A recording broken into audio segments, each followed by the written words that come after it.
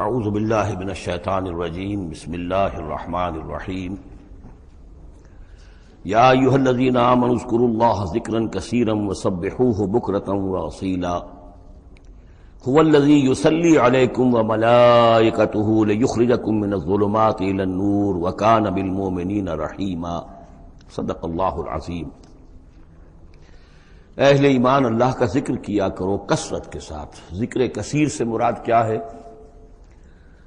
کہ انسان کسی بھی حال میں ہو اللہ کو یاد رکھے۔ پنجابی میں ایک کہاوت ہے، ہتھ کارول دل یارول۔ کام آپ کر رہے ہیں، کوئی بھی کر رہے ہیں، لیکن یہ کہ آپ کا دل اللہ کے ساتھ لگا ہونا چاہیے۔ اس کا جو بہترین طریقہ ہے وہ یہ ہے کہ تمام جو بھی معمولات زندگی کے ہیں ان کے ساتھ ہی حضور صلی اللہ علیہ وسلم سے مسنون دعائیں ہیں۔ گھر میں داخل ہو رہے ہیں تو دعا مانگیے، باہر نکل رہے ہیں تو دعا مانگیے، بازار میں داخل ہو رہے ہیں تو دعا مانگیے، بازار سے باہر آ رہے ہیں دعا مانگیے، بیت الخلاء میں داخل ہو رہے ہیں دعا ہے۔ لیکن آپ کام بھی کر رہے ہیں ساتھ کے ساتھ، کوئی اضافی وقت آپ کا نہیں لگ رہا ہے، لیکن اس میں یہ ہے کہ آپ کا اللہ کے ساتھ ایک رشتہ قائم رہے۔ باقی یہ کہ قرآن سب سے بڑا ذکر ہے، پھر نماز، یہ تو ہم پڑھ چکے ہیں 21ویں پارے کی پہلی آیت، وَاتْلُ مَا أُوحِيَ إِلَيْكَ مِنَ الْكِتَابِ وَأَقِمِ الصَّلَاةَ إِنَّ الصَّلَاةَ تَنْهَىٰ عَنِ الْفَحْشَاءِ وَالْمُنكَرِ وَلَذِكْرُ اللَّهِ أَكْبَرُ۔ تو اللہ کا ذکر کرو کثرت کے ساتھ، وَسَبِّحُوهُ بُكْرَةً وَأَصِيلًا، اور صبح و شام اس کی تسبیح کرتے رہو۔ هُوَ الَّذِي يُصَلِّي عَلَيْكُمْ وَمَلَائِكَتُهُ، وہ تم پر اپنی رحمتیں بھیجتا رہتا ہے، اپنی عنایتیں اور شفقتیں نازل فرماتا رہتا ہے، نہ صرف وہ خود بلکہ اس کے ملائکہ بھی۔ اب یہ دیکھیے وہی لفظ ہے کہ جو حضور کے بارے میں آیا ہے، ان اللہ و ملائکتہ یصلون علی النبی، یقیناً اللہ اور اس کے فرشتے نبی پر رحمتیں بھیجتے ہیں۔ لیکن یہ فرمایا جا رہا کہ ایک عام اہل ایمان کو بھی حصہ ملتا ہے اس میں سے، اللہ کی عنایتیں ہیں، اللہ کی رحمتیں ہیں۔ وہی لفظ استعمال ہو رہا ہے اہل ایمان کے لیے۔ هو الذی یصلی علیکم وملائکتہ لیخرجکم من الظلمات الی النور، وہ اپنی رحمتیں اور عنایتیں نازل فرماتا رہتا ہے، وہ بھی اور اس کے فرشتے بھی، تاکہ نکالیں تمہیں اندھیروں سے روشنی کی طرف۔ وَكَانَ بِالْمُؤْمِنِينَ رَحِيمًا، اور یقیناً اللہ تعالیٰ کے اہل ایمان کے حق میں وہ بہت رحیم ہے۔ تحیتہم یوم یلقونہ سلام، ان کی دعا جو ہے جس روز کہ وہ اللہ سے ملیں گے ہوگا سلام۔ وَأَعَدَّ لَهُمْ أَجْرًا قَرِيبًا، اور اللہ تعالیٰ نے ان کے لیے بہت باعزت اجر فراہم کیا ہوا ہے۔ یا ایھا النبی انا ارسلناک شاہدا ومبشرا ونذیرا وداعیا الی اللہ باذنہ وسراجا منیرا۔ اے نبی، اب یہاں نوٹ کیجئے، اے نبی، ہم نے بھیجا ہے آپ کو۔ یہ نبوت اور رسالت کا کے درمیان جو ربط و تعلق ہے وہ بھی یہاں پر واضح ہو جائے گا۔ جیسے جس کسی شخص نے CSP کا امتحان پاس کر لیا، اب اس کی اپوائنٹمنٹ ہوتی ہے کسی جگہ پر، جاؤ وہاں پر DC لگو، یا وہاں کوئی اور عہدہ جو ہے، ایک ہے اپوائنٹمنٹ، ایک ہے کاڈر۔ نبوت کاڈر ہے، اس کاڈر میں جو آ گئے ہیں، اب ان کو جن کو اللہ ان میں سے چاہتا ہے اپوائنٹ کرتا ہے کسی خاص قوم کی طرف، کسی خاص علاقے کی طرف، تو اس اپوائنٹمنٹ کے بعد وہ اب رسول ہے۔ یا ایھا النبی، اے نبی، اسی لیے کہا جاتا ہے کہ حضور کی نبوت کا ظہور جو ہوا ہے وہ پہلی وحی سے۔ وہ سورہ علق کی 5 آیتیں، اقرأ بسم ربک الذی خلق، خلق الانسان من علق، اقرأ وربک الاکرم الذی علم بالقلم، علم الانسان ما لم یعلم۔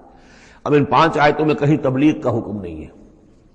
یہاں سے نبوت کا تو آغاز ہو گیا، لیکن یہ کہ رسالت کا آغاز ہوا ہے جب آپ کو تبلیغ کا حکم آیا، یا ایھا المدثر قم فانذر وربک فکبر۔ اب یہاں سے رسالت کا آغاز ہوا، تو نبوت اور رسالت کے اس فرق کو ذہن میں رکھیں۔ یا ایھا النبی، اے نبی، ہم نے بھیجا ہے آپ کو شاہداً، گواہ بنا کر۔ اب اس پر ہم گفتگو کر چکے ہیں، لتکونوا شہداء علی الناس ویکون الرسول علیکم شہیدا، اور لیکون الرسول شہیدا علیکم وتکونوا شہداء علی الناس، سورہ بقرہ میں آیت آئی اور سورہ حج میں آ چکی ہے۔ اور مبشر اور نذیر، بشارت دینے والے، خبردار کرنے والے، یہ تو بہت مرتبہ آ چکا ہے، جمع کے صیغے میں، واحد کے صیغے میں۔ وداعیا الی اللہ باذنہ، اللہ کی طرف بلانے والے اس کے حکم سے۔ یعنی ایک داعی اور بھی ہوتا ہے جو اللہ کا کوئی بندہ ہے، کوئی صوفیاء میں سے ہے، کوئی اللہ کا نیک آدمی، وہ بھی لوگوں کو بلا رہا ہے اللہ کے راستے کی طرف، لیکن نبی رسول کا کام یہ ہو جاتا ہے کہ وہ اس پر مامور ہے کہ وہ بلائے۔ اس میں زمین و آسمان کا فرق ہے کہ ایک ہے کہ حفظان صحت کے اصولوں پر تمام شہریوں کو جو ہے اس پہ خیال رکھنا چاہیے، عمل کرنا چاہیے، گلیوں میں گندگی نہ ہو، یہ نہ ہو، وہ نہ ہو، یہ تو گویا کہ اصول شہریت میں سے ہے۔ ایک محکمہ ہے جو قائم کیا گیا اسی کام کے لیے، وہ تو مامور ہیں، وہ تو تنخواہ اسی کی لیتے ہیں، لہذا وہ ہم وقت اسی کام کے اوپر لگے ہوئے ہیں۔ تو اسی طریقے سے دفاع وطن ہے، ویسے تو ہر شہری کا فرض ہے کہ اس کے لیے اپنے آپ کو ہر وقت تیار رکھے، لیکن ایک فوج آپ نے تیار کی ہوئی ہے جو اسی کام کے لیے۔ تو رسول تو گویا کہ وہ پھر داعی اللہ باذنہ ہی، اللہ کے حکم سے مامور من اللہ ہو کر پھر وہ جو ہے دعوت دیتا ہے۔ وسراجا منیرا، اور آپ کو ایک بہت روشن چراغ بنا دیا، چراغ ہدایت۔ وبشر المومنین بان لهم من اللہ فضل کبیرا، اور اہل ایمان کو آپ بشارت دے دیجئے کہ ان کے لیے اللہ کی طرف سے بہت بڑا فضل ہے۔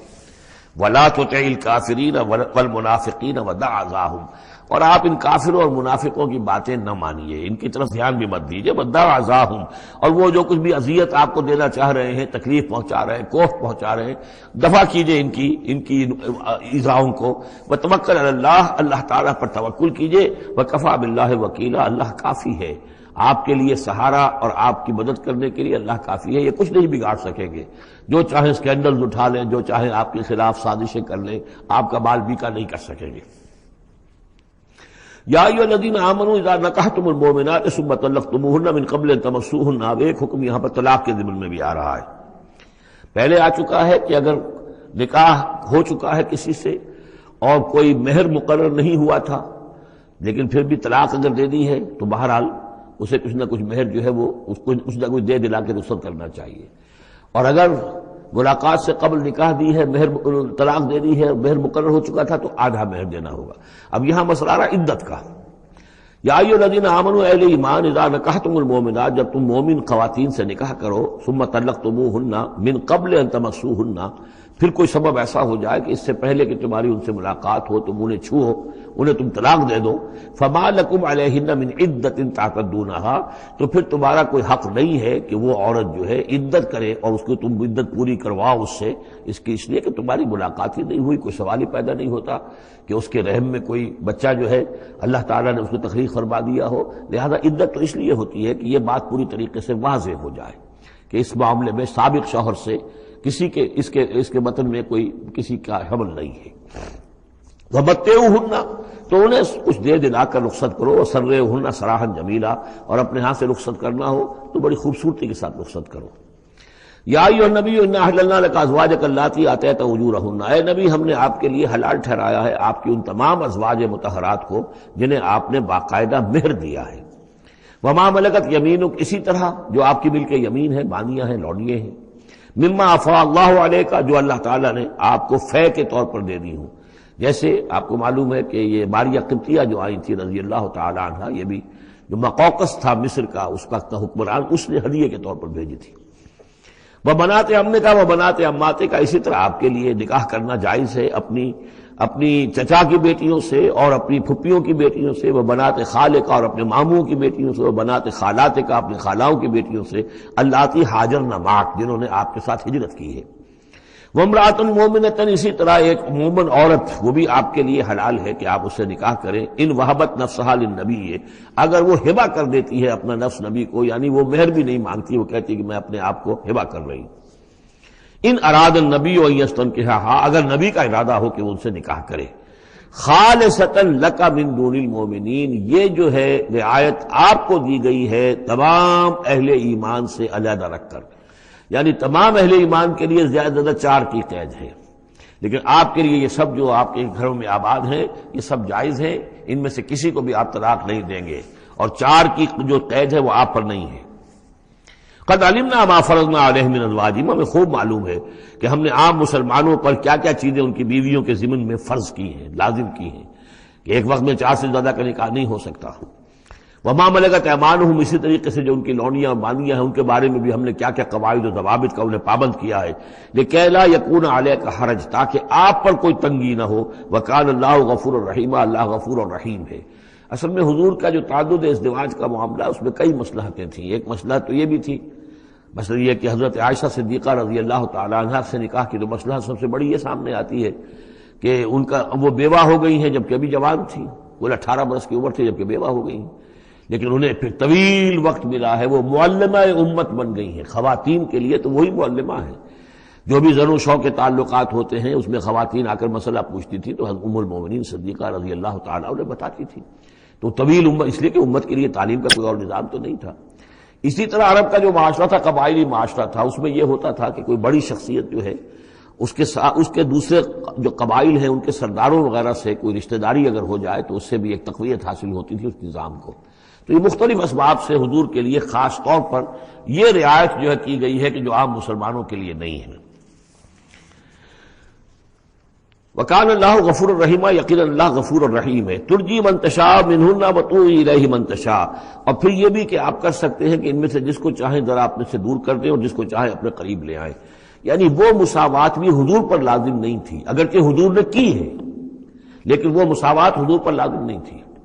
اس لیے کہ آپ کو یہ اجازت دی گئی تھی کہ اگر اپنی ازواج مطہرات میں سے کسی کو ذرا فاصلے پر کر دیں، ذرا اس سے اپنا وقت وغیرہ دینا کم کر دیں تو کوئی حرج نہیں تھا، آپ پر کوئی اس کی ملامت نہیں تھی اللہ کی طرف سے۔ کسی کو زیادہ آپ اپنے پاس رکھیں یا زیادہ اس کے پاس ٹھہرے تو اس میں بھی کوئی پابندی آپ پر نہیں تھی۔ صاف اجازت دی گئی ہے، ترجی من تشاء، جو دور ذرا کر دے اپنے سے جس کو چاہے، وتؤوی الیک من تشاء، اور جس کو چاہے اپنے پاس قریب کر لو،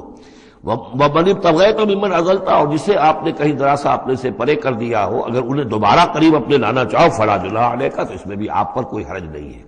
ذالک ادنیٰ ان تقر اعینہن، یہ زیادہ قریب تر ہے اس سے کہ ان کی آنکھیں بھی ٹھنڈی رہیں، ولا یحزن، اور وہ رنجیدہ نہ ہوں، یعنی ایسا نہ ہو کہ کسی اپنی زوجہ محترمہ سے آپ ذرا زیادہ دیر کے لیے جو ہے وہ دور رہیں، ایسا بھی نہیں ہونا چاہیے، ان کی بھی آنکھوں کی ٹھنڈک رہنی چاہیے۔ وَيَرْضَيْنَ بِمَا آتَيْتَهُنَّ كُلَّهُنَّ، اور تاکہ وہ سب کی سب راضی رہیں ان چیزوں سے جو آپ انہیں دیتے ہیں۔ حضور کا معاملہ یہ تھا کہ آپ نے کامل مساوات برتی ہے، ناپ تول کے ساتھ، نان نفقہ سب کا برابر، وقت اپنا سب کے ساتھ برابر، باریاں مقرر ہیں اور باریوں پر ہی آپ سب شب باشی فرماتے تھے، آج ان کے پاس ہے، کل ان کے پاس ہے، پرسوں ان کے پاس ہے۔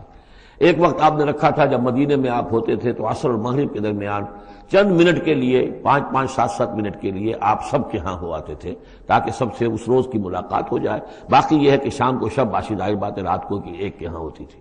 اور ہر چیز کے اندر جو ہے حضور نے صلی اللہ علیہ وسلم پوری مساوات کی ہے۔ اور اس پر بھی آپ کہتے تھے اللہم ھذا قسمی فیما املک، اے اللہ جو چیزیں میرے اختیار میں ہیں، جن میں ناپ تول ہو سکتا ہے اس میں تو میں نے برابر کی تقسیم کر دی ہے، فلا تلمنی فیما تملک ولا املک، تو اللہ مجھے اس پر ملامت نہ ہو کہ جو میرے اختیار میں نہیں بلکہ تیرے اختیار میں، یعنی میرا دلی رجحان اگر ان میں سے کسی ایک طرف زیادہ ہے تو ظاہر بات ہے انسان کو اس کے اوپر اختیار نہیں ہے، اور یہ سورہ نساء میں آ بھی چکا ہے کہ یہ معاملہ تو تم چاہو بھی تو اس میں تمہارے لیے ممکن ہی نہیں ہے کہ اس قلبی رجحان کو بھی برابر تقسیم کر سکو، یہ تمہارے اختیار میں نہیں ہے، تو ظاہر بات ہے اس کے اوپر اللہ تعالیٰ کی طرف سے بات پوچھ بھی نہیں ہے۔ واللہ یعلم ما فی قلوبکم، اللہ جانتا ہے جو کچھ کہ تمہارے دلوں میں ہے، وقال اللہ علیما حکیما، اللہ علیم اور حکیم ہے۔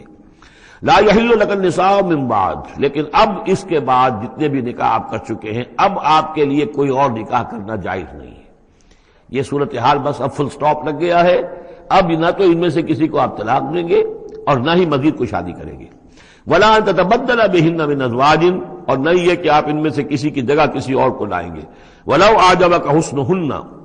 خواہ آپ کو وہ بہت پسند بھی آئی ہو، اگر کسی خاتون کی طرف آپ کی رغبت ہو بھی گئی ہو بربنائے طبع بشری تو اب آپ کو مزید نکاح کی اجازت نہیں ہے۔ دیکھیے قرآن مجید صاف صاف بات کرتا ہے، خود حضور نے صاف بات کی ہے،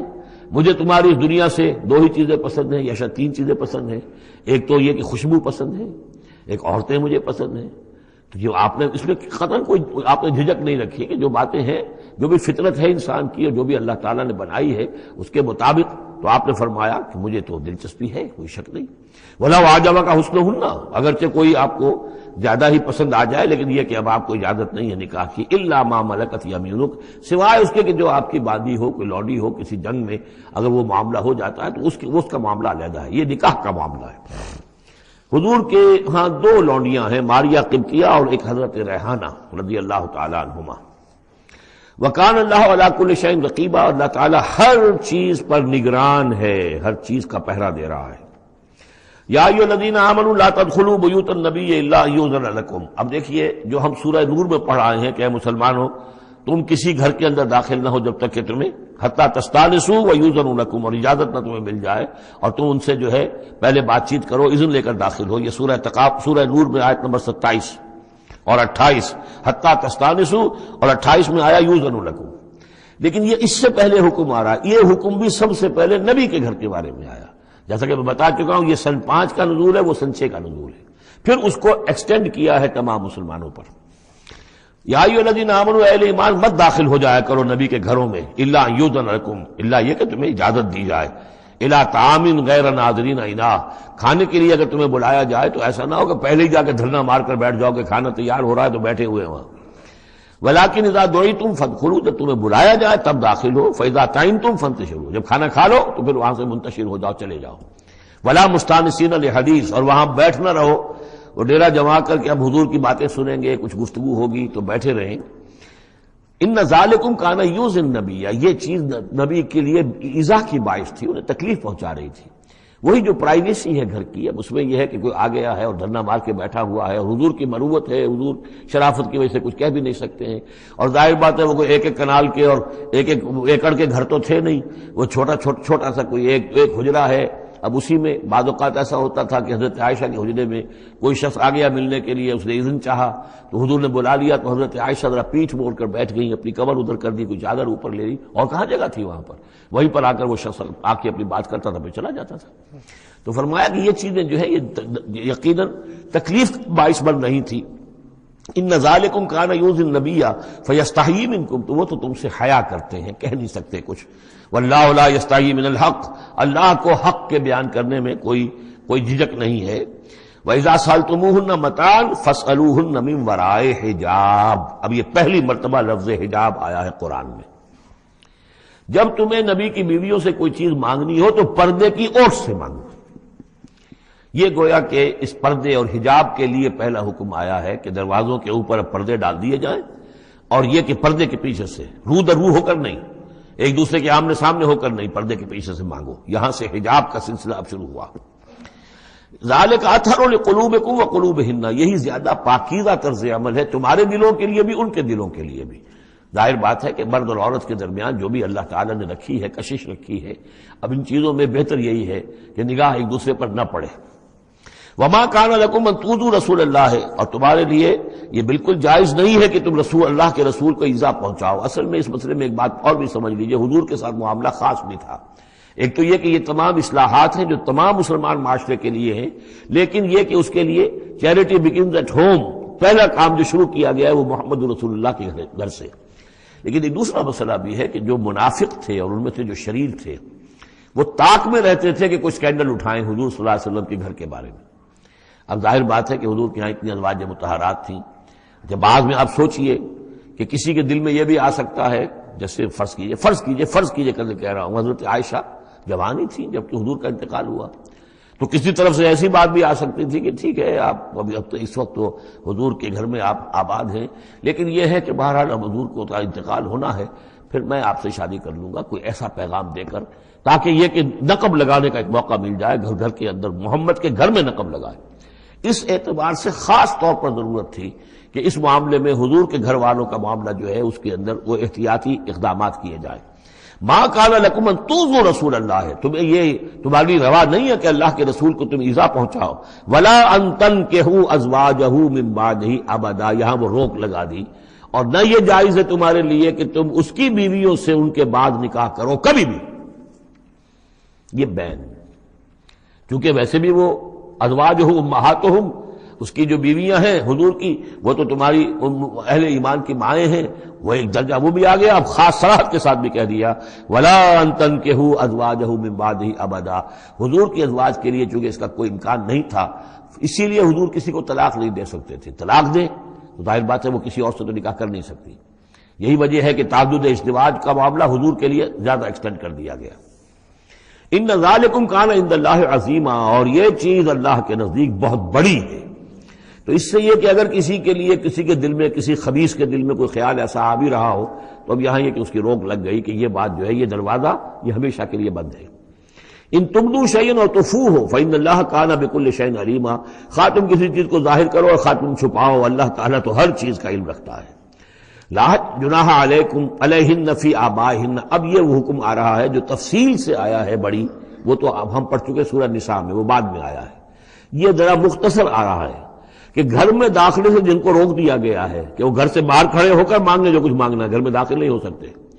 اب اس میں استثناء کون کون ہے، کون گھر میں جا سکتا ہے، اندر جا سکتا ہے، زنانے میں کون جا سکتا ہے. لا جناح علیہن، کوئی حرج نہیں ہے نبی کی بیویوں پر، فی آبائہن، ان کے باپوں کے بارے میں. حضرت عمر آئیں حضرت حفصہ کے گھر میں کوئی رکاوٹ نہیں، حضرت ابو بکر آئیں حضرت عائشہ کے گھر میں کوئی رکاوٹ نہیں. ولا ابنائہن، نہ ان کے بیٹوں کے بارے میں. ولا اخوانہن، نہ ان کے بھائیوں کے بارے میں. ولا ابناء اخوانہن، نہ ان کے بھائیوں کے بیٹے یعنی بھتیجوں کا. ولا ابناء اخواتہن، اور نہ ان کی بہنوں کے بیٹے یعنی بھانجوں کا. ولا نسائہن، اور نہ ہی ان کی اپنی جان پہچان والی عورتوں کا. ولا ما ملکت ایمانکم، اور جو غلام یا جو لونیاں ہیں، اور اکثر و بیشتر اہل سنت کے نزدیک یہاں سے لونیاں مراد ہیں، ان کے بارے میں ٹھیک ہے وہ گھر میں داخل ہوں. گویا کہ یہ جو تفصیلی آیت آئی ہے سورہ نساء میں، اس کا یہ نیوکلیس جو ہے جو شروع میں، وہ یہ ہے جو سورہ احزاب کے اندر. یہ مختصر ہے، مزید اس میں پوری فہرست کر کے اس کو مکمل کر دیا ہے کہ یہ ہے محرم، اور جو محرم ہے وہ محرمات ابدیہ ہیں، ان سے کبھی بھی کسی بھی حالت میں نکاح ہو ہی نہیں سکتا اس عورت کا.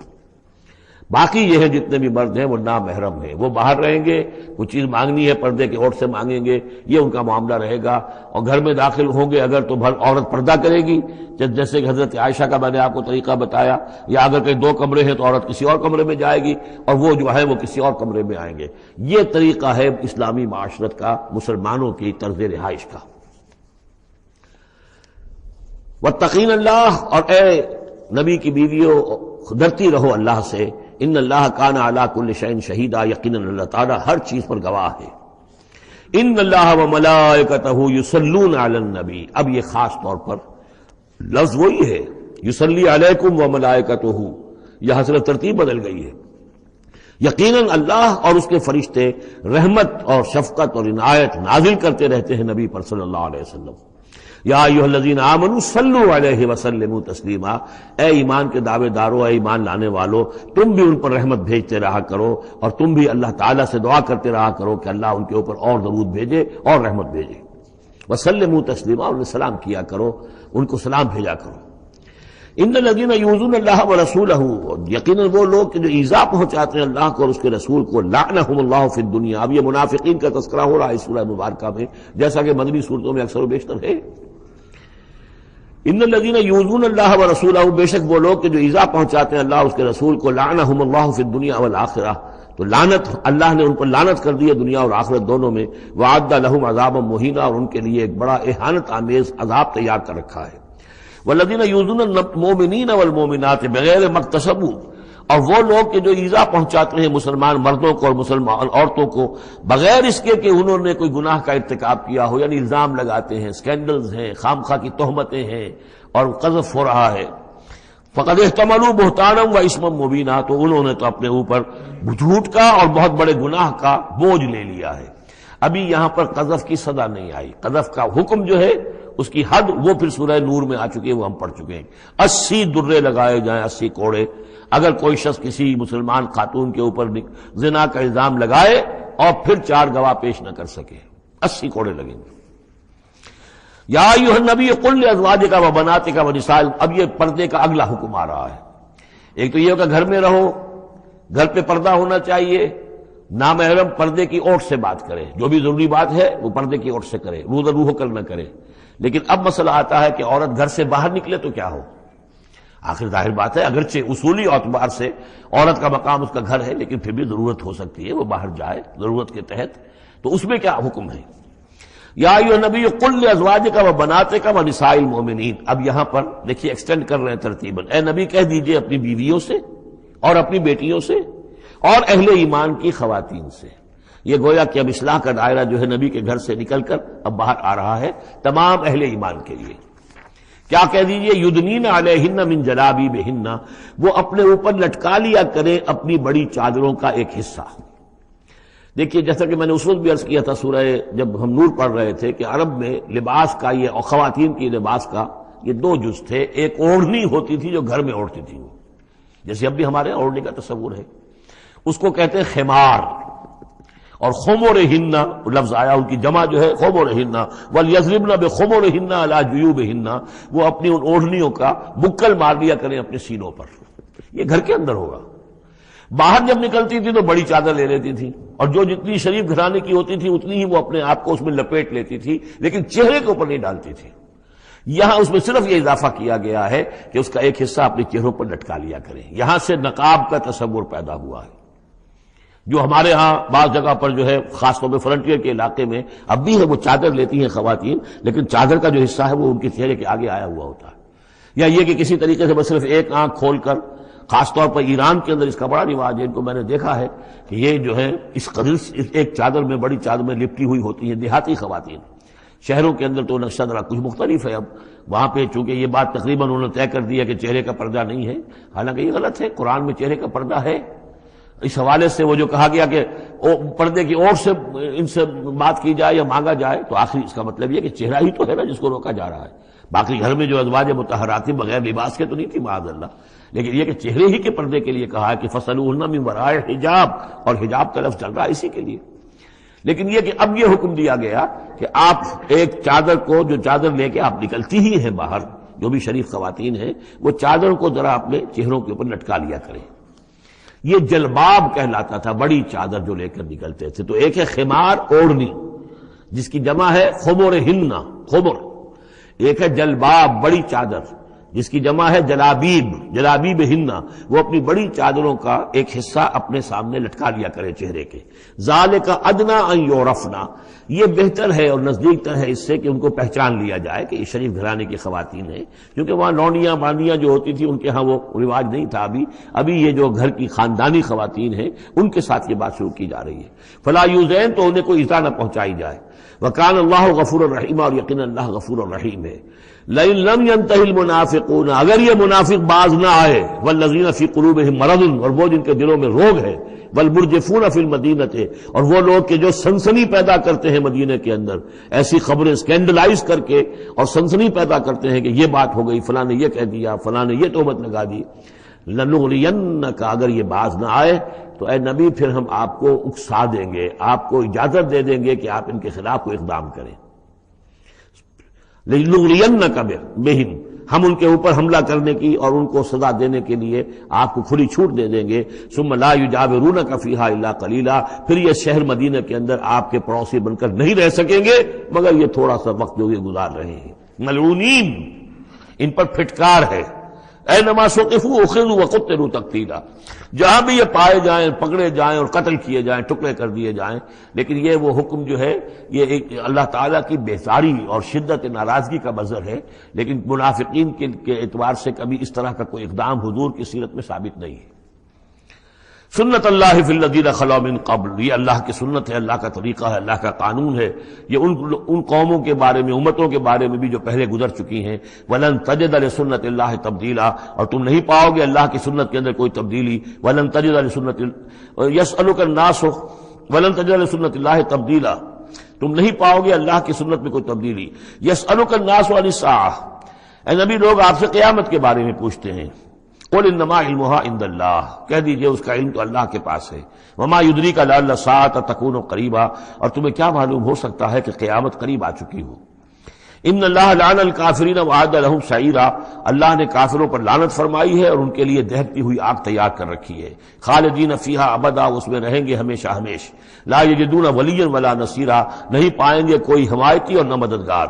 یوم تقلب وجوہہم فی النار، جس دن کے وہ اوندھے کر دیے جائیں گے آگ میں. یقولون یا لیتنا اطعنا اللہ واطعنا الرسول، اس وقت کہیں گے کہ ہائے کاش کہ ہم نے اطاعت کی ہوتی اللہ کی اور اطاعت کی ہوتی اس کے رسول کی. وقالوا ربنا انا اطعنا سادتنا وکبراءنا فاضلونا السبیل، وہ کہیں گے اے اللہ ہم نے تو اپنے سرداروں اور اپنے جو بڑے چودھری تھے ان کی اطاعت ہم نے کی، ان کا کہنا مانا، ان کے کہے پر چلے، بس انہوں نے ہمیں صحیح راستے سے بھٹکا دیا. ربنا آتہم ضعفین من العذاب، اللہ ان کو دگنا عذاب دے. والعنہم لعنا کبیرا، اور ان پر لعنت فرما بہت ہی بڑی لعنت. یا ایھا الذین آمنوا لا تکونوا کالذین آذوا موسیٰ وبرأہ اللہ مما قالوا، اہل ایمان ان لوگوں کے مانند نہ ہو جاؤ کہ جنہوں نے موسیٰ کو اذیت دی تھی. دیکھیں موسیٰ کو ایک اذیت تو وہ تھی جو ہم سورہ مائدہ میں پڑھائے ہیں کہ جب موسیٰ نے کہا علیہ الصلوۃ والسلام کہ اب اللہ کی راہ میں جنگ کرو، اور پوری قوم نے انکار کر دیا۔ ظاہر بات ہے کہ جو آپ پر بیزاری طاری ہوئی، جس پر آپ نے کہا کہ رب انی لا املک الا نفسی واخی فافرق بیننا وبین القوم الفاسقین، تو اس سے اندازہ ہو رہا ہے کس قدر آپ کو تکلیف پہنچی ہے۔ ایک بات روایات میں آتا ہے کہ آپ پر کوئی جسمانی عیب بھی لگایا گیا تھا، وہ اپنی حیا اور شرم کی وجہ سے وہ اپنا لباس جو ہے وہ خاص طور پر اکثر و بیشتر کبھی بھی آپ عریاں نہیں ہوتے تھے، جو ان کے ہاں جو رواج تھا ان میں یہ ہے کہ اتنا لحاظ نہیں رکھتے تھے، لیکن یہ کہ اب انہوں نے یہ کہنا شروع کر دیا کہ کوئی عیب ہے ان کے اندر جسمانی طور پر جس کی وجہ سے یہ اتنے شرم اور حیا کا مظاہرہ کرتے ہیں۔ بہرحال اللہ تعالیٰ نے اس کے لیے ایک سبیل پیدا کی، ایک لمبا قصہ ہے کہ جو احادیث میں موجود ہے۔ تو فرمایا تو اب یہ ہے ذاتی قسم کی ایذا، اور میں سمجھتا ہوں کہ وہ حدیث جو اندر جو واقع ہے وہ صحیح ہے، اس لیے کہ یہاں بھی ذاتی قسم کی ایذا ہے جس کا تذکرہ ہو رہا ہے کہ حضور کو حضور کے ازواج مطہرات کے حوالے سے کوئی اس طرح کا سکینڈل اٹھا کر جو ہے تو وہ تو تکلیف، جیسے کہ سورہ نور میں ہم پڑھ رہے ہیں کہ کس قدر دن آپ پر سخت گزرے ہیں وہ، جبکہ حضور حضرت عائشہ پر جو ہے وہ تہمت لگائی گئی تھی۔ تو یا ایھا الذین آمنوا لا تکونوا کالذین آذوا موسیٰ، ان لوگوں کے مانند نہ بن جاؤ کہ جنہوں نے موسیٰ کو اذیت دی تھی، فبرأہ اللہ مما قالوا، تو اللہ تعالیٰ نے انہیں بری ثابت کیا، ان کی ثابت کر دیا کہ ان میں وہ عیب نہیں ہے جو انہوں نے ان پر لگایا تھا۔ وکان عند اللہ وجیہا، اور وہ تو اللہ کے نزدیک بہت وجیح انسان تھے، صاحب حیثیت، صاحب وجاہت۔ یا ایھا الذین آمنوا اتقوا اللہ وقولوا قولا سدیدا، اہل ایمان اللہ کا تقوی اختیار کرو اور بات کرو سیدھی، خاص طور پر یہ گھریلو زندگی کے اندر چونکہ یہ معاملات ہو رہے ہیں تو یہ کہ گھریلو زندگی میں خاص طور پر انسان جو ہے زبان کا استعمال جو ہے اس میں محتاط رہے۔ یصلح لکم اعمالکم، اللہ تعالیٰ تمہارے سارے اعمال درست کر دے گا، ویغفر لکم ذنوبکم، اور اگر کبھی کسی نسیان یا کسی جذبات کے رو میں کوئی غلطی ہو جائے گی تو اللہ تعالیٰ تمہاری خطائیں بخش بھی دے گا۔ وَمَن يُطِعِ اللَّهَ وَرَسُولَهُ فَقَدْ فَازَ فَوْزًا عَظِيمًا، اور جو کوئی بھی اللہ اور اس کے رسول کی اطاعت پر کاربند ہو گیا اس نے تو بہت بڑی کامیابی حاصل کر لی۔ یہ دو آیتیں جو ہیں، یا ایھا الذین آمنوا اتقوا اللہ وقولوا قولا سدیدا یصلح لکم اعمالکم ویغفر لکم ذنوبکم ومن یطع اللہ ورسولہ فقد فاز فوزا عظیما، یہ بھی حضور نے خطبہ نکاح میں شامل کی تھی، جیسے سورہ نساء کی پہلی آیت، یا ایھا الناس اتقوا ربکم الذی خلقکم من نفس واحدۃ وخلق منها زوجها وبث منهما رجالا کثیرا ونساء واتقوا اللہ الذی تساءلون به والارحام ان اللہ کان علیکم رقیبا، ایک وہ آیت، دو یہ، اور ایک آیت سورہ آل عمران کی، یا ایھا الذین آمنوا اتقوا اللہ حق تقاتہ ولا تموتن الا وانتم مسلمون۔ انا عرضنا الامانۃ علی السماوات والارض والجبال، ہم نے امانت کو پیش کیا آسمانوں پر اور زمین پر اور پہاڑوں پر، فابین ان یحملنها، تو ان سب نے انکار کر دیا اس کو اٹھانے سے، واشفقن منها، اور اس سے ڈر گئے، وحملها الانسان، انسان نے اسے اٹھا لیا، انه کان ظلوما جہولا، یقیناً وہ نادان بھی تھا اور ظالم بھی تھا، یعنی اپنے آپ پر ظلم کیا اتنی بڑی امانت سنبھال کر۔ اب یہ امانت کون سی ہے، اس پر بہت سے اقوال ہیں تفسیری، اب ظاہر بات ہے کہ یہاں ان میں سے کون سا کہ کیا دلیل ہے، کسی کے حق میں کیا دلیل ہے، میں جس کو رد کر رہا ہوں کیوں کر رہا ہوں اس کا موقع نہیں ہے، لیکن میرے نزدیک اور مجھے اس پر جزم ہے، پوری طریقے سے وثوق ہے، اس امانت سے مراد ہے روح، یہ عالم امر کی شے ہے، اور لا کر عالم خلق، یہ ہمارا وجود حیوانی جو ہے یہ عالم خلق کی شے ہے، عالم امر کی شے کو بطور امانت عالم خلق کے اس وجود کے اندر امانت کے طور پر رکھا گیا ہے، یہ اللہ کی امانت ہے، وَنَفَخْتُ فِيهِ مِن رُوحِي، اپنی روح میں سے پھونک دو تمہارے اندر، تو یہ ہے امانت، بہت عظیم امانت ہے۔ عالم امر میں آپ کو بتا چکا ہوں صرف فرشتے اور ارواح انسانیہ، یہ عالم امر کی چیز ہے، انہی کی جو کمیونیکیشن ہے وہی اس کو بھی امر کہا گیا ہے، عالم امر کی شے ہے۔ باقی جتنے بھی ہے یہ جنات ہوں یا جو بھی حیوانات ہیں، ہمارا بھی جو جسد حیوانی ہے وہ جو ہے عالم خلق کی شے ہے، اور یہی شے ہے اصل میں وہی جس کی بنا پر کہ انسان مسجود ملائک بنا ہے، یہ جو روح ہے اسی کی بنا پر مسجود ملائک ہے، اسی کے بنا پر خلافت ملی ہے، اسی کے بنا پر وحی کا یہ محبت بنا ہے کہ وحی اس کو آ سکتی ہے، جنات کے ہاں وحی نہیں ہے، ان میں روح نہیں ہے، وحی نہیں ہے، کوئی نبی جنات میں نہیں بھیجا گیا، بلکہ انسانوں ہی میں جو نبی آئے انہی کی پیروی جو ہے وہ جنات بھی کرتے رہے۔ اور یہ جو روح کے بھوکے جانے سے پہلے یہ کیفیت تھی وہ تھا ظلوم اور جہول، یہ میں سمجھتا ہوں کہ انسان کا جو حیوانی وجود ہے، جو میں نے کئی مرتبہ اس سے پہلے بیان کیا، اس میں تو کمزوری ہے۔ خلق الانسان من عجل، خلق الانسان ضعیفا، انسان جو ہے وہ تو اس کی فطرت، اس کی خلقت کے اندر جلدی عجلت پسندی بھی ہے، انسان کمزور پیدا کیا گیا ہے، یہاں ظلوم اور جہول کہا جا رہا ہے۔ اگر تو صرف حیوان انسان ہوتا اور اس میں روح خدا بندی نہ پھونکی گئی ہوتی تو ظلوم اور جہول تھا، لیکن روح خدا بندی پھونکے جانے کے بعد اب صورت وہ نہیں ہے، اسی لیے فرمایا گیا والتین والزیتون وطور سینین وہذا البلد الامین لقد خلقنا الانسان فی احسن تقویم ثم رددناہ اسفل سافلین۔ ہم نے پیدا کیا انسان کو تو سب سے پہلے پیدا کیا تھا ارواح کی شکل میں، وہ احسن تقویم بلند ترین رتبے کی شے، لیکن پھر اسے لوٹا دیا ہے نچلوں میں سب سے نیچے، یعنی جنات سے بھی نیچے چلا گیا انسان۔ کیوں چلا گیا؟ کہ اس کا یہ جسد حیوانی جو ہے ان سے کمتر ہے، اس میں یہ ڈال دی گئی روح۔ تو یہ ہے وہ امانت میرے نزدیک، واللہ عالم۔ لِيُعَذِّبَ اللَّهُ الْمُنَافِقِينَ وَالْمُنَافِقَاتِ، اس امانت ہی کا اب یہ ظہور ہوگا۔ اس کا نتیجہ کیا نکلے گا؟ جو اس امانت کا حق ادا کرے گا اس کے لیے اللہ تعالیٰ کے لیے روح و ریحان و جنت نعیم۔ جو اس امانت میں خیانت کرے گا، اس کا حق ادا نہیں کرے گا، وہ حیوانی بن کر رہ جائے گا، حیوانی خواہشات اور حیوانی ہی داعیات کا تابع فرمان بن کر رہ جائے گا۔ اس نے گویا کہ خیانت کی اس امانت میں، اس کے لیے لِيُعَذِّبَ اللَّهُ الْمُنَافِقِينَ وَالْمُنَافِقَاتِ وَالْمُشْرِكِينَ وَالْمُشْرِكَاتِ، تاکہ نتیجہ یہ نکلے کہ اللہ عذاب دے منافق مردوں کو، منافق عورتوں کو، اور مشرک مردوں کو اور مشرک عورتوں کو۔ وَيَتُوبَ اللَّهُ عَلَى الْمُؤْمِنِينَ وَالْمُؤْمِنَاتِ، اور اللہ تعالیٰ عنایت فرمائے اور معاف کرے اور توبہ قبول کرے اور توبہ کی توفیق دے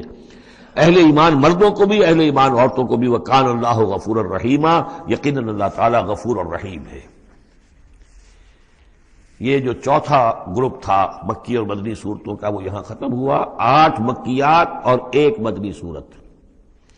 اب 5واں گروپ شروع ہو رہا ہے، اس میں 13 ہیں مکی صورتیں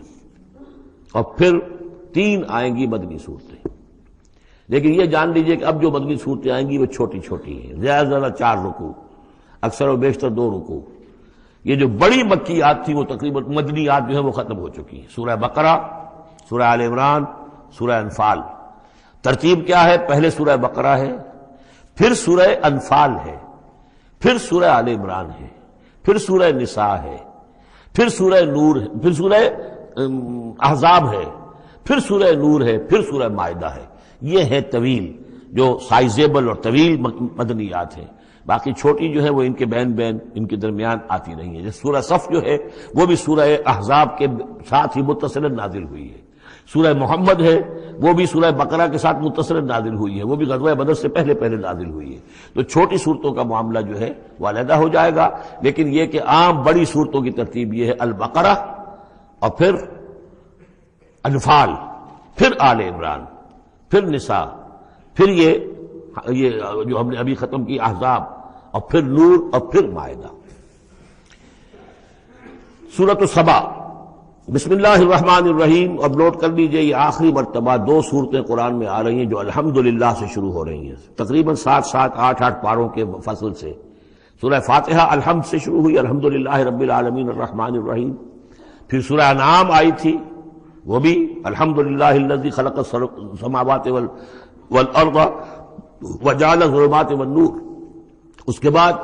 پھر 15ویں پارے میں آئی سورہ کہف، الحمدللہ الذی انزل علی عبدہ الکتاب ولم یجعل لہ عوجا۔ اور اب پھر یہ 7 پاروں کے بعد 22ویں پارے میں سورہ سبا بھی ہے، اس سے آگے سورہ فاطر بھی ہے، یہ جوڑے کی شکل میں ہے، اور یہ دونوں الحمدللہ سے شروع ہو رہی ہیں۔ الحمدللہ الذی لہ ما فی السماوات و ما فی الارض، کل تعریف، کل حمد، کل شکر اللہ کے لیے ہے جس کی ملکیت ہے ہر وہ شے، وہ سب کچھ جو آسمانوں میں ہے اور وہ سب کچھ جو زمین میں ہے۔ وَلَهُ الْحَمْدُ فِي الْآخِرَةِ، اور آخرت میں بھی اسی کے لیے حمد ہوگی۔ وَهُوَ الْحَكِيمُ الْخَبِيرُ، اور یقیناً وہ سب کچھ جاننے والا ہے، باخبر ہے اور کمال حکمت والا۔ اور آخرت میں جو میدان حشر میں حضور نے فرمایا لِوَاءُ الْحَمْدِ بِيَدِي، میرے ہاتھ میں حمد کا جھنڈا ہوگا۔ حضور کھڑے ہوں گے میدان حشر میں لِوَاءُ الْحَمْدِ، اب حمد کا جھنڈا لے کر۔ اور اس حمد کا خاص تعلق ہے اس آخری امت کے ساتھ۔ حضور کا نام بھی اسی سے ہے، محمد، احمد، حامد،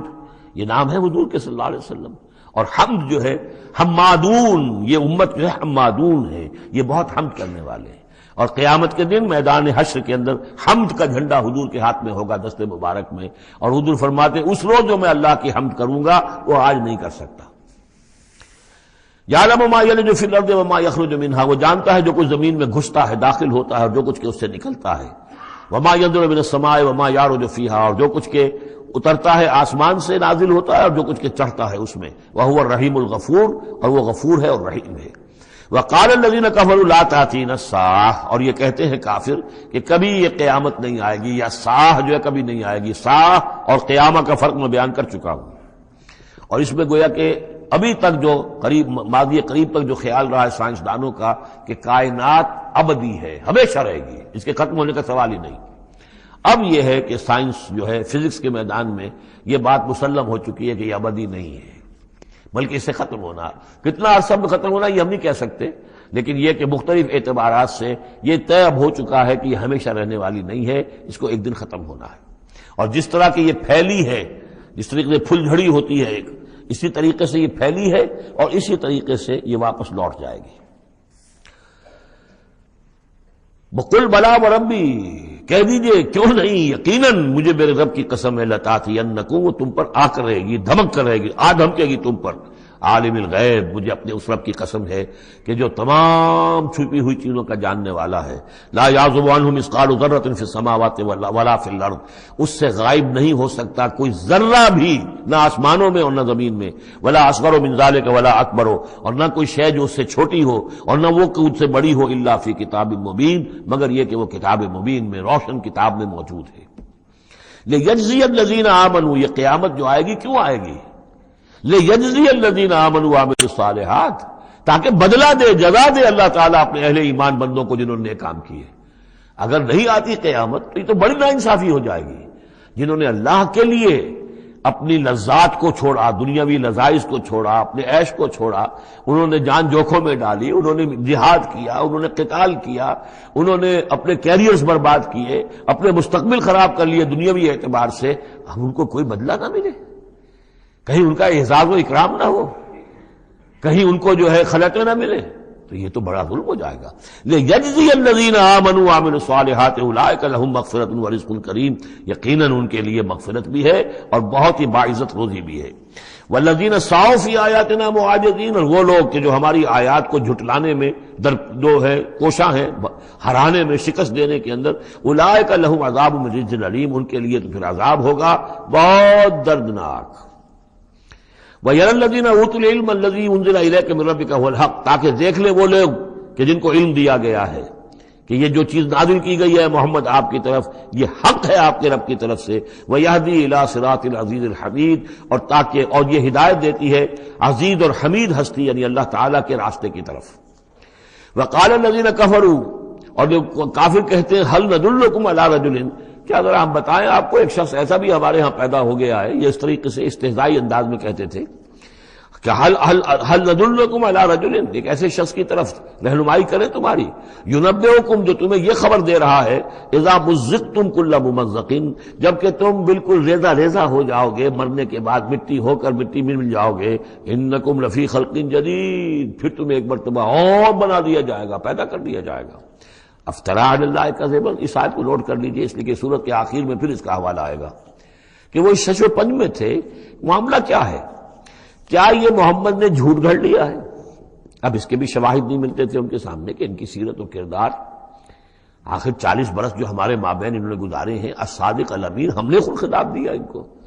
تو افترا علی اللہ کذبا، کیا انہوں نے اب اتنی بڑی جسارت کی ہے کہ کوئی چیز گھڑ کر جھوٹ موٹ اللہ کی طرف جو ہے وہ منسوب کر دی ہے؟ ام بہی جنہ، یا یہ کہ ان پر کوئی جنون ہو گیا ہے، وہ دماغی توازن کھو بیٹھے ہیں، یا کوئی آسیب کا سایہ آ گیا، یعنی ظاہر بات ہے کہ آسیب کا سایہ ہو گیا ہے، اور کوئی اگر ان کو جنون کا عارضہ ہو گیا تو پھر تو یہ پھر ملامت نہیں ہے، پھر تو آدمی کہہ دیتا ہے جو بھی چاہے کہہ دے، اس نے جان بوجھ کر تو جھوٹ نہیں بولا، دیوانہ آدمی جو ہے وہ جان بوجھ کر جھوٹ نہیں بول رہا ہوتا، جو منہ میں آیا کہہ رہا ہے۔ تو ہو سکتا ہے تو یہ ان کے درمیان گویا کہ ایک انہیں اس میں ابھی شش و پنج ہے۔ یہ جیسا کہ میں نے آپ چرچ کیا نا، یہ صورتیں وہ ہیں کہ جو درمیانی 4 سالوں کی ہیں، آخر میں آ کر جو بھی وہ پوری طرح پولرائزیشن ہو گئی تھی وہ تو ہم پڑھ چکے ہیں 14 جمع 2 16 صورتیں تقریباً، ان میں سے ایک نکال دیجیے سورہ ہجر تو 15 صورتیں وہ ہیں کہ جو آخری 4 سال جو ہیں آپ کے قیام مکہ کے اس دور کے ہیں، اور یہ جو 2 گروپ ہیں درمیانی مکی صورتوں کے، یہ ہیں درمیانی 4 سال۔ ان میں سے بھی سورہ شعراء کو نکال دیجئے کہ وہ ابتدائی دور کی صورت ہے، باقی یہ تقریباً سب کی سب وہ صورتیں۔ تو اب ان کے اندر بھی خود بھی ایسے لوگ تھے کہ جو شش و پنج میں تھے کہ ہوا کیا، ماجرا کیا ہے، کیا واقعی محمد نے اتنے سچے صادق الامین انسان نے جھوٹ گھڑ لیا؟ یہ بات بھی کوئی سمجھ میں نہیں آتی، اور کیا ان کو اوپر کوئی دیوانہ پن طاری ہو گیا ہے، کوئی جنون کا عرصہ ہو گیا، یہ اس کے بھی شواہد نظر نہیں آ رہے۔ بل الذین لا یؤمنون بالآخرۃ فی العذاب بل الذین لا یؤمنون بالآخرۃ فی العذاب، بلکہ یہ وہ لوگ کہ جو آخرت پر یقین نہیں رکھتے وہ عذاب میں آئے ہوئے ہیں، ان کی جان اس ضیق میں پھنس گئی ہے، وہ دلال ہے، اور وہ اس میں یعنی گمراہی کے اندر پڑ گئے ہیں بڑی دور کی، اور ان کی سمجھ میں جو بات آ نہیں رہی ہے، اگر آخرت کا انہیں یقین ہوتا تو یہ بات ان کو سمجھ میں آ جاتی۔ افلم یروا الی ما بین ایدیہم وما خلفہم، تو کیا انہوں نے دیکھا نہیں جو کچھ ان کے سامنے ہے اور جو کچھ ان کے پیچھے ہے، من السماء والارض، آسمانوں اور زمین میں سے۔ سامنے کیا ہے؟ آپ کائنات کو دیکھتے ہیں، یہ سب آپ کے سامنے ہے۔ پیچھے کیا ہے؟ تاریخی شواہد جو ہیں وہ آپ کے پیچھے ہیں۔ تو یہ جو ایام اللہ کے ذریعے سے تذکیر ہوتی ہے یہ ہے پیچھے، اور جو آلاء اللہ سے جو تذکیر ہوتی ہے یہ ہے سامنے کی شے۔ تو انہوں نے کیا دیکھا نہیں؟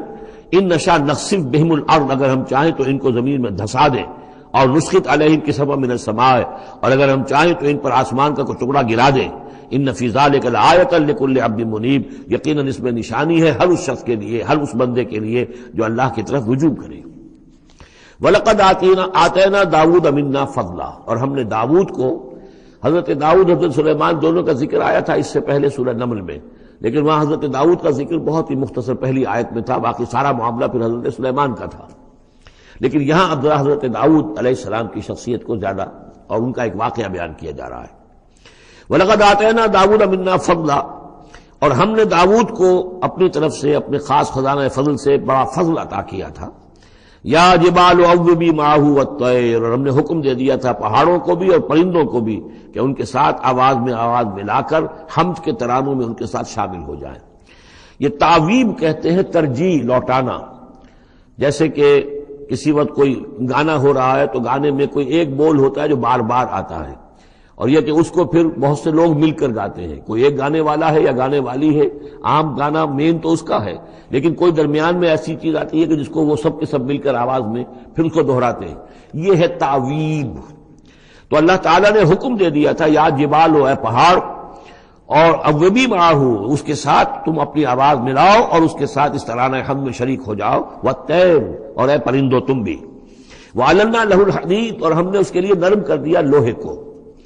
ان اعمل سابغات، کہ اے داؤد ہم نے تمہیں یہ کام سکھا دیا ہے، لوہا اب تمہارے لیے آسان کر دیا، نرم کر دیا ہے، اب اس سے بناؤ زرہیں کشادہ،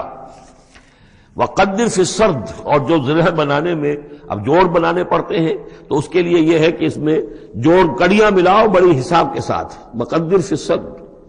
وَعَمَلُوا صَالِحًا، اور نیک عمل کیا کرو، انی بما تعملون بصیر، یقیناً ہم جو کچھ تم کر رہے ہو اسے دیکھ رہے ہیں۔ وَلِسُلَيْمَانَ الرِّيحُ غُدُوُّهَا شَهْرٌ وَرَوَاحُهَا شَهْرٌ، اور ہم نے ریحا، وَلِسُلَيْمَانَ الرِّيحَ، اور ہم نے حکم دے دیا تھا ہوا کو اور مسخر کر دیا تھا سلیمان کے لیے کہ صبح کو وہ چلتی تھی تو 1 مہینے کی مسافت تک حضرت سلیمان کو لے جاتی تھی، یعنی عام حالات میں جو ان کا اس زمانے کے جو بھی ٹرانسپورٹ کے اور جو بھی مینز آف کمیونیکیشن تھے تو 1 مہینے میں جو مسافت طے ہو سکتی تھی وہ تیز ہوا جو حضرت سلیمان کے حکم سے چلتی تھی تو صبح کے وقت وہ صرف ایک صبح میں وہ اتنی دور تک سفر کرا دیتی تھی، وَرَوَاحُهَا شَهْرٌ، اور اسی طریقے سے شام کی منزل بھی 1 مہینے کی مسافت۔ وَأَصَلْنَا لَهُ عَيْنَ الْقِطْرِ، اور ہم نے اس کے لیے جاری کر دیا تھا ایک چشمہ پگھلے ہوئے تانبے کا، وَمِنَ الْجِنِّ، اور جنات میں سے ہم نے ان کے تابع کر دیے تھے، مسخر کر دیے تھے، مَن يَعْمَلُ بَيْنَ يَدَيْهِ، جو ان کے سامنے مشقت کرتے تھے، مزدوری کرتے تھے، ان سے کام لیتے تھے حضرت سلیمان بِإِذْنِ رَبِّهِ، اپنے رب کے اذن سے، وَمَن يَزِغْ مِنْهُمْ عَنْ أَمْرِنَا، اور جو کوئی بھی ان میں سے ہمارے حکم سے کوئی سرتابی کرتا تھا، ٹیڑھا ہوتا تھا، نُذِقْهُ مِنْ عَذَابِ السَّعِيرِ، ہم اس کو عذاب چکھاتے تھے، بہت جلا دینے والا عذاب۔ یعملون لہ، اور یہ شیاطین، یہ جن جو کیا کرتے تھے ان کے لیے، یعملون لہ ما یشاء، ہر عمل کرتے تھے اور کوئی چیزیں بناتے تھے جو وہ چاہتے تھے، من محاریب، بڑی بڑی عمارتیں بناتے تھے، بتماثیل، بڑے بڑے مجسمے بناتے تھے۔ اب یہ تماثیل کا بنانا جو ہے شریعت محمدی میں حرام ہو چکا ہے، لیکن یہ کہ معلوم ہوتا ہے کہ اس وقت تک اس کے اندر حرمت نہیں تھی۔ بجفان، جفان کا جواب، اتنے بڑے بڑے کڑھائے ہوتے تھے لگن کہ جیسے کہ وہ تالاب ہیں، اور قدور الراسیات، اور اتنی بڑی دیگیں ہوتی تھی جو ہل نہیں سکتی کہیں، بس وہ مستقل طور پر چولہوں کے اوپر رکھ دی گئی تھی۔ اس قسم کی دیگ سنا ہے کہ اجمیر شریف میں ہے، وہاں جو شیخ معین الدین اجمیری رحمۃ اللہ علیہ کا جو مزار ہے، تو وہاں وہ دیگیں ہیں بہت بڑی بڑی، جن کے اندر جو ہے وہ تو پھر انسان اس کے اندر داخل ہو کر پھر وہاں سے بھر بھر کے وہ لوگوں کو دیتے ہیں، اس لیے کہ وہاں جو ہجوم ہوتا ہے تو اس کے لیے اتنا بندوبست وہاں کیا گیا ہے۔ تو ایک نشانی اگر کسی کو دیکھنی ہو تو وہاں جا کر دیکھ لے۔ لیکن حضرت سلیمان کے لیے یہ جنات کے ذریعے سے اللہ تعالیٰ نے یہ سارا کام فراہم کر دیا تھا۔ اعملوا آل داؤد شکرا، اے داؤد کے گھر والوں، چونکہ حضرت داؤد کے بیٹے حضرت سلیمان، تو ان سے کہا جا رہا ہے عمل کرو اور احسان مان کر ہماری نعمتوں کا حق ادا کرتے ہوئے، وقلیل من عبادی الشکور، اور واقعہ یہ ہے کہ ہمارے بندوں میں سے، میرے بندوں میں سے شکر کرنے والے کم ہی ہیں۔ فلما قضینا علیہ الموت، جب ہم نے ان پر موت طاری کر دی، ما دلہم علی موتہ، تو ان جنات کو اس کی موت کی خبر نہ ہو سکی، نہیں مطلع کیا اس کی موت پر جنات کو، الا دابۃ الارض، مگر یہ جو گھن ہے دیمک، اس نے، زمین کا کیڑا، تاکل من سأتہ، کہ وہ کھا گیا اس کو، اس کی وہ جو عصا تھا جس کو لے کر کے ٹیک لگا کر حضرت داؤد کھڑے تھے، وہ جان قبض ہو چکی ہے، انتقال کر گئے، لیکن وہ کھڑے رہے وہاں پر، اور جب وہ عصا جو ہے وہ دیمک چٹ کر گئی اور وہ عصا گرا، ٹوٹا، اور پھر حضرت جو سلیمان کی جو کا جسد جو ہے وہ گرا، تو انہیں معلوم ہوا۔ فلما خرّا، تو جب وہ گر پڑے، تبینت الجن، تو اب معلوم ہو گیا جنات کو، اللہ کانوا یعلمون الغیب، اگر انہیں علم غیب حاصل ہوتا، ما لبثوا فی العذاب المہین، تو وہ اس عذاب مہین میں نہ رہتے اتنے عرصے تک۔ وہ یہی سمجھ رہے تھے کہ یہ کھڑے ہوئے ہیں سلیمان، لہذا جو بھی کام جو لگا رکھا ہے وہ کام کر رہے ہیں۔ لقد کان لسبأ فی مسکنہم آیہ، اسی طرح قوم سبا کے لیے بھی ان کے مسکن میں، ان کے وطن میں ہماری ایک نشانی تھی۔ یہ قوم سبا یمن میں آباد تھی، اور ان کے ہاں یوں سمجھیے کہ 2 سلسلے باغات کے چلے گئے تھے سینکڑوں میل تک، اور بہت عمدہ باغات، پہاڑی علاقہ ہے، بہت بند بنائے تھے انہوں نے، اور یہ کہ یہ تقریباً 800 قبل مسیح کے زمانے میں یہ بند بنائے گئے ہوں، حضرت مسیح سے 800 برس قبل، اور ایک بہت بڑا بند تھا سد معارم۔ لیکن یہ کہ پھر اس قوم کے اندر ناشکری پیدا ہوئی، پھر جو بھی ہوتا ہے زوال اخلاقی اور دینی مذہبی جو آیا، اس کے نتیجے میں اللہ تعالیٰ نے اسی بند کا جو ہے ان کے اوپر سیلاب، جیسے خدا نہ خواستہ آج بھی کوئی بڑا ڈیم جو ہے اگر ٹوٹ جائے تو کیا ہوگا، کیا قیامت آئے گی، کس تیزی کے ساتھ پانی آئے گا، اور کتنی اونچی پانی کی دیوار جو ہے وہ آئے گی، اس طرح کا عذاب آیا اور بہت ہلاک کر دیے گئے۔ اور یہ کہ پھر اس کے بعد جو ہے وہ باغات نہ رہے، بلکہ وہاں پر بصرت جیسے جنگلوں میں ہوتا ہے کچھ یہ پیلو اور وغیرہ چیزیں جو ہوتی ہیں، ڈیلے، یہ جھاڑیوں میں لگ جاتی ہیں کچھ چیزیں، اور میکسیمم یہ کہ کچھ بیر باقی رہ گئے، باقی ساری نعمتیں اللہ نے ان سے سلب کر لی، کیونکہ انہوں نے شکر نہیں کیا، انہوں نے ناشکری کی۔ حال ہی میں میرا ذہن اس آیہ مبارکہ کی طرف منتقل ہوا ہے پاکستان کی تاریخ کے حوالے سے، کہ جنتین، اللہ نے ہمیں بھی 2 باغ دیے تھے، ایک مشرقی پاکستان، ایک مغربی پاکستان، لیکن جو صورتحال ہوئی ہے، اور کتنی خوشحالی تھی ابتدا میں دونوں جگہ، اور اب کیا حال ہے دونوں جگہ، تو اس کے اندازہ کر لیجئے ایک ہلکے درجے میں وہی ہے کہ فیہ ذکرکم، ہمارا ذکر جو ہے وہ کہیں نہ کہیں موجود ہے، بشرطے کہ ہم قرآن کو پڑھتے ہوئے اس کے بین السطور بھی پڑھنے کی کوشش کریں۔ لقد کان لسبأ فی مسکنہم آیہ، قوم سبا کے لیے ان کے مسکن میں، ان کے ملک میں ایک آیت، ایک نشانی تھی ہماری، جنتان عن یمین و شمال، 2 باغات کے سلسلے تھے داہنے اور بائیں طرف، کلوا من رزق ربکم، کھاؤ اپنے رب کے رزق میں سے، واشکروا لہ، اور اس کا شکر ادا کرو، بلدۃ طیبۃ، تمہاری یہ بستیاں بہت پاکیزہ ہیں، ورب غفور، اور تمہارا رب جو ہے بہت ہی بخشنے والا ہے۔ فاعرضوا، انہوں نے اعراض کیا، فارسلنا علیہم سیل العرم، پھر ہم نے ان کے اوپر بہت زور کا سیلاب چھوڑ دیا، وبدلناہم، اور ہم نے پھر بدل دیے، بجنتیہم، ان کے ان 2 باغات جن میں ہر طرح کے انواع و اقسام کے پھل تھے، ان کی جگہ پر جنتین دو ایسے باغ ذوات اوکلن خمتن کہ کچھ کسیلے قسم کے اس میں کچھ پھل ڈیلے وغیرہ جو ہو جاتے ہیں جھاڑیوں کے اندر،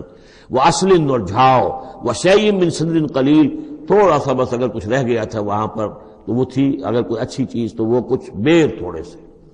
ذالک جزیناہم، یہ ہم نے ان کو بدلہ دیا بما کفروا، ان کے کفران نعمت کی وجہ سے، وہل نجازی الا الکفور، اور ایسا برا بدلہ ہم دیتے ہیں صرف انہی کو کہ جو ناشکرے ہوں۔ وجعلنا بینہم وبین القری التی بارکنا فیہا، اصل میں یہ ایسٹ ویسٹ ٹریڈ کا جو میں نے آپ کو بتایا معاملہ کہ یہ قریش کی ایک رہی ہے، ان کی اجارہ داری رہی ہے اس کے اوپر، اس سے پہلے اس قوم سبا کے پاس تھا یہی معاملہ۔ قوم سبا جو یمن میں یہ آباد تھے اور ان کا یہ سرسب شاداب علاقہ بھی تھا، اور بہت خوشبویات یہاں پیدا ہوتی تھی اور ہر طرح کی بڑی آسودگی تھی، اور بہت پرانے زمانے کے جو کچھ سیاح ہیں انہوں نے حالات بھی لکھے ہیں، تو اس حوالے سے لیکن یہ جو مشرق و مغرب کی ٹریڈ پوری ان کے پاس تھی، یعنی ہند چینی، ہندوستان چین، یہ سارا مشرق سے سارا سامان جو آتا تھا تجارتی وہ یمن کے ساحل پر آ گیا، ادھر یورپ سے سارا سامان جو آیا مرچنڈائز وہ آ گیا فلسطین کے ساحل پر، میڈیٹرینین کو کراس کیا فلسطین کے ساحل پر آ گیا۔ اب ان دو پوائنٹس کے درمیان جو ہے ان کے قافلے جاتے تھے، اور اللہ تعالیٰ نے ایسا کیا تھا کہ ایک طرف تو کئی سو میل تک باغات ہی چلے گئے تھے، پھر یہ کہ آگے بھی یہ ہے کہ تھوڑے تھوڑے وقفے کے بعد ایسی بستیاں آباد کر دی تھی اللہ نے اس راستے پر، راستے ہی پر تھیں، تو گویا کہ راستہ پرامن بھی ہو گیا، پرسکون بھی ہو گیا، ضرورت کی چیزیں بھی ملنے لگی۔ لیکن یہ کہ جب ان کے اندر گراوٹ آئی تو انہوں نے اس کی ناشکری کی، اللہ کیا فائدہ، یہ سب ہے، اس میں تو کوئی جو ہے خاص ہمارے لیے ایڈونچر تو ہے ہی نہیں، تو دور کا سفر ہو اس میں خطرے بھی ہوں، اس میں کوئی اندیشے بھی ہوں، تب لطف آئے سفر کرنے کا، تو اللہ تعالیٰ نے پھر جو ان کی ساری سہولتیں جو دے رکھی تھی وہ ان سے دسترد کر لی۔ جعلنا بینہم وبین القری التی بارکنا فیہا، اور ہم نے ان کے مابین اور ان بستیوں کے مابین جن میں ہم نے برکت دی ہے، اب یہ وہ فلسطین کا علاقہ ہے، الذی بارکنا حولہ، ظاہر ایسی بنا دی اندر جو ان کی تجارت کناروں پر وقنا فی اس میں اندازہ تھا وہ کے بعد شادی ہے کہ انہیں وہاں پر سہولت ملے۔ سیروا فیہا ایاما آمنین، اور ہم نے کہہ دیا تھا کہ کرو سیر اس کے سفر آرام سے امن کے ساتھ، فقالوا ربنا پروردگار سفروں کی جو ہے پیدا کر دے، دوری پیدا انفسہم، اور انہوں نے اپنے تو اب ہم نے انہیں کہانیاں یا اب ان کی کہانی ان کی تاریخ کے اندر داستان، اب ان کا کوئی نام رہا ناہم کل کر دیا کہ جب یہ بند ہے اور سیلاب آیا ہے کوئی 450 یعنی سمجھیے سوا جب وہی شروع ہوئی 60 برس پہلے، اس کے بعد سے پھر قریش کو جو ہے مل گئی، اب ان کے شمال اور جنوب میں تو اس کا پیدائش نہیں ہے۔ اس کے بعد یہاں خود اوس اور خزرج کے قبیلے جو آباد ہوئے مدینہ منورہ، اور جو جا کر عرب قبائل آباد ہوئے، یمن بڑا برکت رہا تہذیب کا، عرب تہذیب و تمدن گیا، اور یقین میں آیات لکل صبار شکور نشانیاں ہیں ان لوگوں کے لیے جو صبر کرنے والے ہیں، صدق اور گمان کو سچ الا فریق، تو ان سے ہی پیروی کی سوائے تھوڑا سا ایک ایمان کی، کان لہو لیکن اس کو حاصل نہیں تھا، آخرت کی ہے کہ وہ ورغلا دے سب دکھائے، وہ بھی ہم دیکھ لیں واضح ہو جائے کہ جو آخرت پر سکتا ہے منہا فی شک، ان کو کہ جو آخرت کے بارے میں مبتلا ہے، علی کل حفیظ، آپ کا پروردگار نگران اور نگہبان، بارک لکم فی القرآن نفعکم بالآیات